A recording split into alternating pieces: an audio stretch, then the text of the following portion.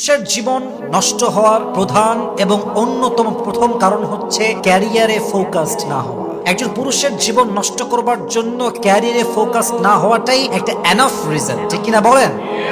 পুরুষ হয়ে জন্মেছো মানেই তোমাকে ক্যারিয়ারে ফোকাসড হতেই হবে। পুরুষ হয়ে জন্মেছো মানেই বাবা তোমার নাম রেখেছে, বাট তোমাকে নাম কামাই করতে হবে। পুরুষ হয়ে জন্মেছো মানে না চাইলেও তোমার কাঁধে অনেক মানুষের দায়িত্ব তোমাকে নিতে হবে। পুরুষ হয়ে জন্মেছো মানে তোমাকে রক্ত ভেজা গায়ে কাজ করতে হবে। পুরুষ হয়ে জন্মেছো মানে তোমার প্রত্যেকটা শখ তোমাকে মাথার ঘাম পায়ে ফেলে অর্জন করতে হবে, ঠিক কিনা বলেন? অতএব ভয় পেও না, বুক চিরে দাঁড়াও, আল্লাহর ভরসায় সাহসটা বাড়াও, আল্লাহর নামে আগুন জ্বালাও বুকে, সত্যের পথে চলো, সাহস রাখো মুখে। ভয় পেলে চলবে না, রক্তে আগুন ধরাও, আল্লাহর সৈনিক তুমি, সেই ভরসায় সেই সৈনিকে তুমি সামনে এগিয়ে যাও। আধারে ভয় পেও না, আলো আছে আড়ালে, অন্ধকার পালিয়ে যাবে তুমি উঠে দাঁড়ালে, ঠিক কিনা বলেন? So be strong, B powerful and focus on your own career. যে তার নিজের ভবিষ্যৎকে উজ্জ্বল করতে চায় তার ক্যারিয়ারে মাস্ট ফোকাস করতেই হবে, ঠিক কিনা বলেন? আল্লাহ প্রত্যেকটা যুবককে ক্যারিয়ারে ফোকাস হওয়ার তৌফিক দান করুক, পড়েন সবাই আমিন। ক্যারিয়ারে ফোকাস থাকলে আপনার ভবিষ্যৎকে উজ্জ্বল করবে একজন, তিনি কে? এক number, you have to be focused on your career. Number two, পুরুষদের জীবন নষ্ট হওয়ার বিশাল বড় একটা কারণ হচ্ছে নারীর নেশায় আসক্ত হওয়া।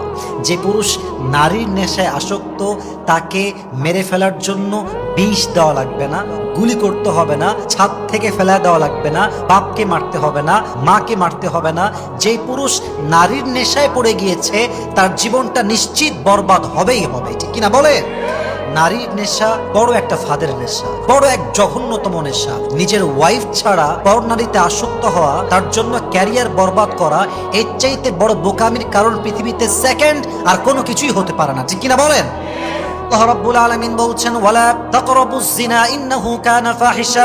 খুব ভালো করে শুনতে হবে, আল্লাহ বলেন নাই যে তোমরা জেনা করো না, বরং আল্লাহ তাআলা বলেছেন জেনা হতে পারে, জেনা গঠিত হতে পারে, এমন অন্যায়ের কাছেও তোমরা যাবা না। তো যেই পুরুষ ক্যারিয়ার বাদ দিয়ে, প্রতিষ্ঠিত হওয়া বাদ দিয়ে নারীর নেশায় পড়ে গিয়েছে, তার জীবনটা ধ্বংস হওয়ার আশঙ্কা আছে না নাই?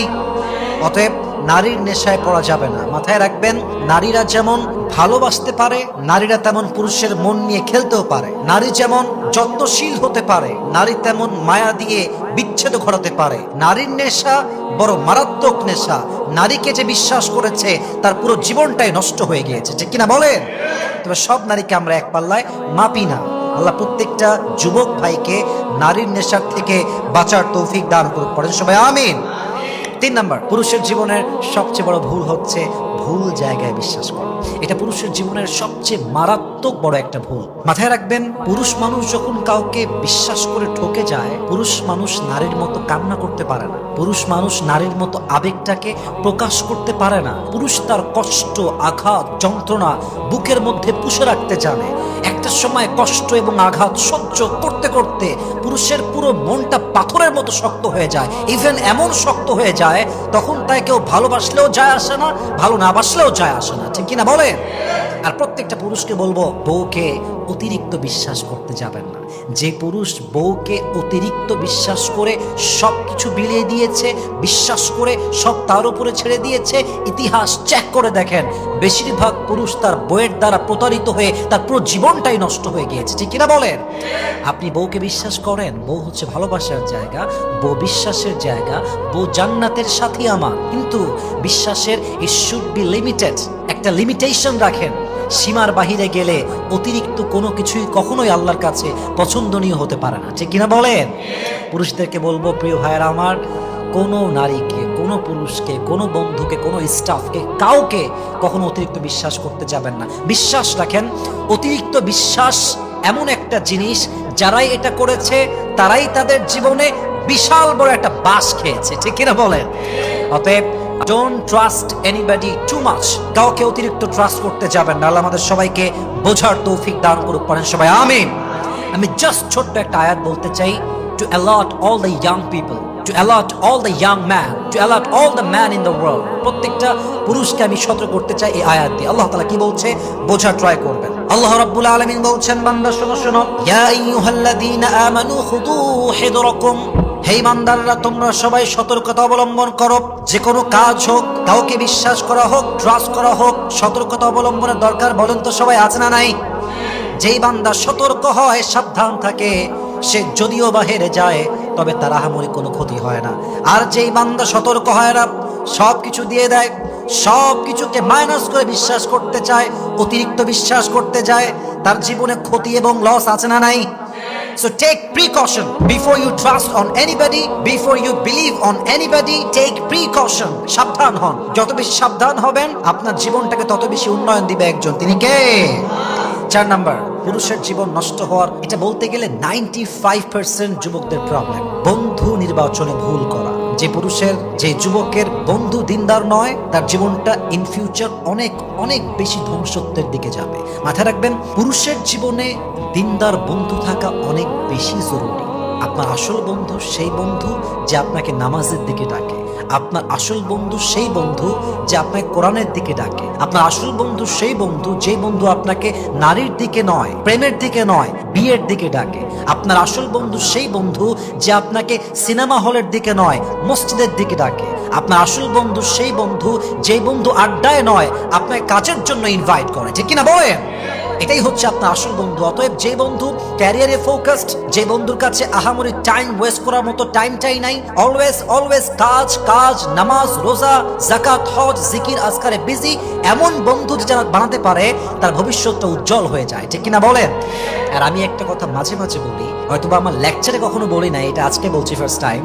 বন্ধু হচ্ছে পৃথিবীর সবচাইতে বড় চোর। কেন জানেন? বন্ধু এমন এক বড় চোর, যে বন্ধু আপনার ঘন্টার পরের ঘন্টা সময় নষ্ট করে দিবে, সময়কে চুরি করবে।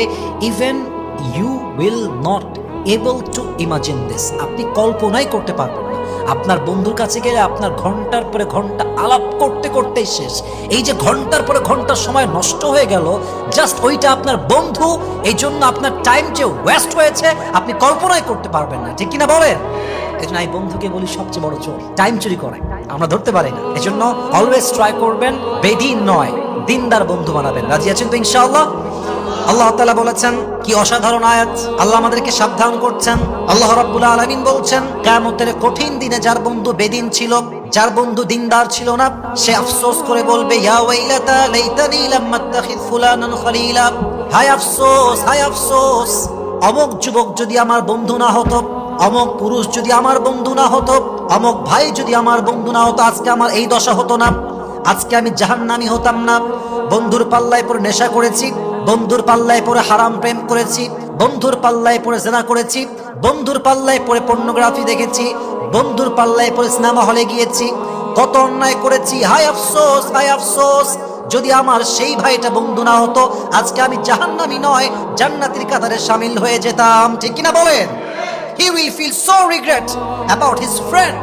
I wish যে আমার এই বন্ধু না থাকতো। আল্লাহ আমাদের সবাইকে চরিত্রবান দিনদার বন্ধুকে যাচাই বাছাই করে বন্ধুত্ব করার তৌফিক দান করুন। পড়েন সবাই আমিন। 5 নাম্বার, যুবকদের ধ্বংসের সবচেয়ে বিগেস্ট রিজন, বড় একটা কারণ, মাদকাসক্ত হওয়া, নেশায় আসক্ত হওয়া। একজন পুরুষ যখন নেশায় আসক্ত হয়ে যায়, তার মনুষ্যত্ব হারিয়ে যায়, তার ঈমান হারিয়ে যায়। নেশায় আসক্ত হওয়ার পরে কোনটা হালাল, কোনটা হারাম, কোনটা অন্যায়, কোনটা ভালো, পুরুষ জাস্টিফাই করতে পারে না। তার কাছে ভালো এবং খারাপের কোনো ব্যবধান থাকে না। একজন পুরুষ যখন মাদকাসক্ত হয়ে যায়, সে ধর্ষণ করত একচুল পরিমাণ তার বাধে না। ঠিক কিনা বলেন? নেশা, মাদক যুবকের চরিত্র, ঈমান, আখলাক সবকিছু মুহূর্তেই নিমিষেই ধ্বংস করে দেয়। ঠিক কিনা? এজন্য নেশা করা যাবে না। ইভেন নেশাখোরদের জীবনে কোনো সুখ থাকে না, তাদের জীবনে জান্নাতের কোনো গন্তব্য থাকে না। নেশাখোরের অস্তিত্ব পুরো পৃথিবীতে অস্তিত্বহীন। তার অস্তিত্ব থেকেও তার অস্তিত্ব দিয়ে মানুষের কোনো লাভ হয় না। নেশাখোরের জন্য তার বউয়ের জীবন নষ্ট, নেশাখোরের জন্য তার ভাইয়ের জীবন নষ্ট, নেশাখোরের জন্য বাপটা লজ্জায় রাস্তায় বের হতে পারে না, বের হলেই মানুষ বলে এটা নেশাখোরের বাপ। ঠিক কিনা বলেন? নেশাখোরের জীবনটা পুরোটাই আফসোস দিয়ে ভরা, নেশাখোরের পুরো জীবনটা লানত আর অভিশাপ দিয়ে ভরা। আল্লাহর হাবিব বলেছেন, পৃথিবীতে সমস্ত অন্যায়ের মূল কারণ হচ্ছে নেশা, মাদক। যে মাদক সেবন করে, যে নেশা করে, কোনটা ভালো কাজ, কোনটা অন্যায় কাজ, কোনটা ভালো, কোনটা খারাপ, তার ঈমানটাই হারিয়ে যায়। ঠিক কিনা বলেন? অতএব ডোন্ট বি অ্যাডিক্টেড, নেশাগ্রস্ত হবেন না। আল্লাহ প্রত্যেকটা যুবককে নেশার থেকে বাঁচার তৌফিক দান করুন। পরে সবাই আমিন। 6 নাম্বার হচ্ছে এই মোবাইল ফোন আসক্তি, সবচেয়ে বাজে আসক্তি।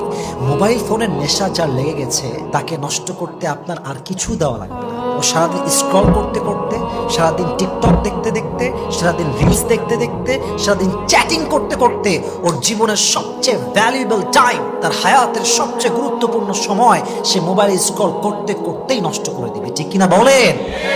আল্লাহ তাআলা বলছেন, বান্দা শোনো শোনো, ইন্নাস সামআ ওয়াল বাসারা ওয়াল ফুআদা কুল্লু উলাইকা কানা আনহু মাসউলা। তুমি যে চোখ দিয়ে পর্নোগ্রাফি দেখছো, তুমি যে চোখ দিয়ে নারীর ভিডিও দেখছো, তুমি যেই চোখ দিয়ে টিকটকে অশ্লীল গান দেখছো, যে কান দিয়ে তুমি গান শুনছো, যেই মন দিয়ে তুমি তোমার খারাপ চিন্তা করছো, জিনার চিন্তা করছো, ইন্নাস সামআ ওয়াল বাসারা ওয়াল ফুআদা কুল্লু উলাইকা কানা আনহু মাসউলা। তোমার কান, তোমার চোখ, তোমার অন্তর, এই কান দিয়ে কি শুনেছো, চোখ দিয়ে কি দেখেছো, এই মন দিয়ে কি চিন্তা করেছো, on the day of judgement, কিয়ামতের কঠিন ময়দানে প্রত্যেকটা অন্যায়ের পাই টু পাই হিসাব নিবে একজন, তিনি কে? ইন্নাস সামআ ওয়াল বাসারা ওয়াল ফুআদা কুল্লু উলাইকা কানা আনহু মাসউলা। You will be asked about your every deeds that you have done in this world. দুনিয়াতে আপনি যে কাজ করেছেন প্রত্যেকটা কাজের কিয়ামতের দিন, ফামান ইয়ামাল মিসকালা যাররাতিন খায়রান ইয়ারা ওয়া মান ইয়ামাল মিসকালা যাররাতিন শাররান ইয়ারা। If anyone has done an atom sort of good, he will see it. If anyone has done an atom sort of bad, he will see it. যাররা যাররা, শস্যের দানা পরিমাণ ভালো আমল খারাপ আমল ওজন দিবে একজন, বলেন সবাই তিনি কে? অতএব মেহেরবানি করে সবার হাতে পায়ে ধরে বলছি, মোবাইল ফোন আসক্তি থেকে যত দূরে থাকা যায় জীবনটা তত বেশি সুন্দর হবে। আল্লাহ যুবকদেরকে মোবাইল ফোনের আসক্তি থেকে বাঁচার তৌফিক দান করুন, পড়েন সবাই আমিন। 7 নাম্বার কারণ, যেই কারণটা যুবকদের জীবনটাকে তামাতামা করে দিয়েছে, এবং এই কারণটা আমি নিজের থেকে লিখি নাই, আল্লাহ তাআলা নিজেই বলেছেন। 7 নাম্বার কারণ হলো আব্বা আম্মার সঙ্গে বেয়াদবি করা, আব্বা আম্মার খেদমত না করা। আজকাল হাজার হাজার যুবক মায়ের সঙ্গে ব্যবহার করে গোলামের মতো, বাদীর মতো, দাসীর মতো, ঠিক কিনা বলে? সব জায়গায় গুড বিহেভিয়ার, স্টাফের সঙ্গে ভালো ব্যবহার, বন্ধুর সঙ্গে ভালো ব্যবহার, আর মাটা সামনে আসলে ব্যবহারটা জানোয়ারের চাইতে নিকৃষ্ট হয়ে যায়, ঠিক কিনা বলে? আল্লাহ রাব্বুল আলামিন বলছেন, বান্দা শোনো, ওয়া ক্বাদা রাব্বুকা আল্লা তা'বুদু ইল্লা ইয়্যাহু ওয়া বিল ওয়ালিদাইনি ইহসানা। আল্লাহর ইবাদত করতে হবে একমাত্র একজনের জন্য, বলেন তো সবাই তিনি কে? আল্লাহ তাআলা ছাড়া কারোর সামনে সেজদায় মাথা নত করা যাবে না। First instruction, first guideline, first order in this আয়াহ, প্রথম দিক নির্দেশনা। সেকেন্ডলি আল্লাহ এটার সঙ্গেই বলছেন, ওয়াবিল ওয়ালিদাইনি ইহসানা, বাপের সাথে মায়ের সাথে ভালো ব্যবহার করতে হবে। আদেশটা দিয়েছে একজন, তিনি কে? এখানেই শেষ নয়, আল্লাহ তাআলা বলছেন, ইম্মা ইয়াবলুগান্না ইনদাকাল কিবার আহাদুহুমা আও কিলাহুমা ফালা তাকুল লাহুমা উফ। তোমার বাবা যদি অথবা তোমার মা যদি বৃদ্ধ বয়সে পৌঁছে যায়, বৃদ্ধা বয়সে পৌঁছে যায়, বিরক্ত হয়ে উফ শব্দটাও বলো না। ওয়াকুল লাহুমা কওলান কারীমা, বিনয়ের সঙ্গে কথা বলো, আদবের সঙ্গে কথা বলো, ভালোবাসা দিয়ে, মমতা দিয়ে, স্নেহ দিয়ে, মায়া দিয়ে কথা বলো। এই আয়াতটা নাজিল করেছে একজন, তিনি কে? আবার আল্লাহ তাআলা বলছেন, বান্দা ওয়াগফির লাহুমা জানাহাদ দুল্লি মিনার রাহমাহ ওয়া কুর রাব্বিরহামহুমা কামা রাব্বায়ানি সগীরা। আব্বার সামনে, মায়ের সামনে বিনয়ের ডানা বিছিয়ে দাও। জানাহাদ দুল্লি মিনার রাহমাহ, একদম বিনয়ের ডানা বিছিয়ে দাও। ওয়া কুর রাব্বিরহামহুমা কামা রাব্বায়ানি সগীরা। বাপ যখন মারা যাবে, আম্মা যখন মারা যাবে, কবরের সামনে দাঁড়িয়ে দাঁড়িয়ে পাঠ করবা, রব্বিরহামহুমা কামা রাব্বায়ানি সগীরা। এর অর্থ হলো, আল্লাহ আমার বাবার উপরে, আমার মায়ের উপরে তুমি রহম করো যেমন ভাবে তার আমার উপরে রহম করেছিল, বলেন সবাই আমিন। অতএব বুঝে গেল, প্রত্যেকটা আদেশ আব্বা আম্মার পালন করতে হবে, এবং প্রত্যেকটা জায়গায় বাবা যা বলবে, মা যা বলবে, তার কথার বাহিরে যাওয়া যাবে না, ঠিক কিনা বলেন? You have to be good to your parents. You have to be good with them. একদম সুন্দরভাবে মাথা নিচু করে, একদম বিনয়ের সাথে, lower them the wing of humility out of mercy, বিনয়ের সঙ্গে ডানা বিছায় দিবেন। আব্বা যদি বলে yes, আপনি বলবেন yes, আব্বা যদি বলেন no, আপনি বলবেন no। আর মাথায় রাখবেন, লাস্ট এন্ড ফাইনাল কথা এই 7 নাম্বার সাবজেক্টে খুব মাথায় রাখবেন, যদি কোনো যুবক কিংবা কোনো পুরুষ আব্বা আম্মার সঙ্গে বেয়াদবি করে, বেঈমানি করে, খারাপ ব্যবহার করে, সম্পর্ক বিচ্ছিন্ন করে সফল হয়েও যায়, ডাক্তার হয়েও যায়, নেতা হয়েও যায়, ইঞ্জিনিয়ার হয়েও যায়, বড় ব্যবসায়ী হয়েও যায়, কিন্তু আব্বা আম্মার সাথে যারা বেঈমানি করেছে, ধোঁকাবাজি করেছে, খারাপ ব্যবহার করেছে, যত বড় সফল হোক, একদিন না একদিন তার সমস্ত সফলতা মাটির নিচে মিশে ধূলিসাৎ হয়ে যাবে, ঠিক কিনা বলে? আব্বা আম্মার সঙ্গে বেঈমানি করে আজীবন সফল থাকা যায় না। আল্লাহ প্রত্যেকটা যুবককে আব্বা আম্মার সঙ্গে ভালো ব্যবহার করার তৌফিক দান করুক, পড়েন সবাই আমিন। 8 number, that is my last point. একজন পুরুষ ধ্বংস হয় তখন যখন সে তার স্ত্রীর উপরে অমানবিক নির্যাতন করে।